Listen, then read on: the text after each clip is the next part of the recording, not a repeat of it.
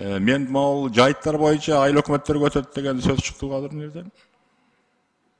Жайыттар боюнча президенттин жарлыгы чыкты. Жайыттар толугу менен айыл өкмөткө өтүп атат.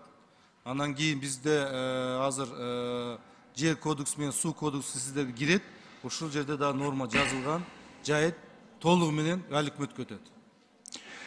Ошондо менде бир сунуш бар, мен өзгөндүк болом, тиги Кара Чороо жайлоосун бир ревизия кылып бергилечи, бир туура эмес бөлүнүп кеткен жерлер бар. Мен мурдагы министрге дагы айттым эле. Ошону өзүңүз бир тактап алың, эми ушул менен кайтып чыгып эле сессиядан айта бербей.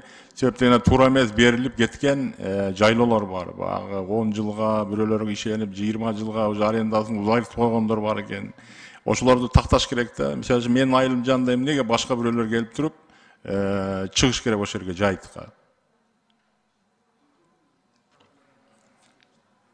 Элмирза Акиевич, мен ал боюнча жакшы билбейт экенмин, бирок тактайм аны. Мурат Раматович билет.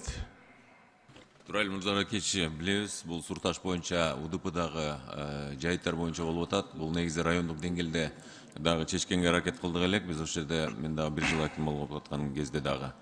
Муну эми мыйзам чыгып калган 30-жылга чейин. Бирок ошол эле кезде райондук деңгээлде дагы комиссиялар чечкенге толук мүмкүнчүлүгү бар. Биз өз тараптан дагы жардам берип ушуну иш алып барганга даярбыз. Ал мыйзам эмес, ал токтом. Бар эрежеден ал токтомду аты менен кылып койсо болот да. Мына Бактыгер Тергешке көтөрүп кирсеңиз, бул көрөт дагы, түшүнөт бардыгын. Эмне комиссия дагы өзүңөрдүн өкмөтүңөрдө. Андан кийин Токой чарба боюнча чыктыбы силерден же чыга элекпи? Же чыгабы? Же чыгарбайсызбы Бактыгер Тергеш? Жок, чыкты. Чыгып кеттиби? Болду, өзүнчө болду. Бүгүн сизге баш ийбейби ал? Жок, баш ийбейт. Анан мат резерв боюнча бир тактама, биз кампалар бизде кайда? Канча кампа бар бизде сактоочу? Ой, мамлекеттик материал резерв кагазда окуп атат.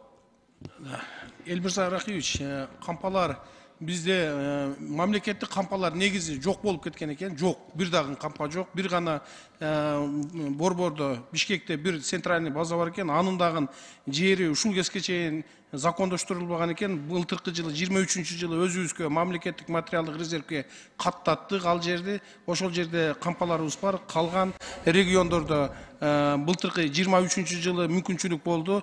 Бардык областтарда кампаларды түзгөнгө, бирок бүт менчик ээлери ошолор бизге как жооптуу сактоочулар катары залогун алып ошолорду сактап атабыз азыр.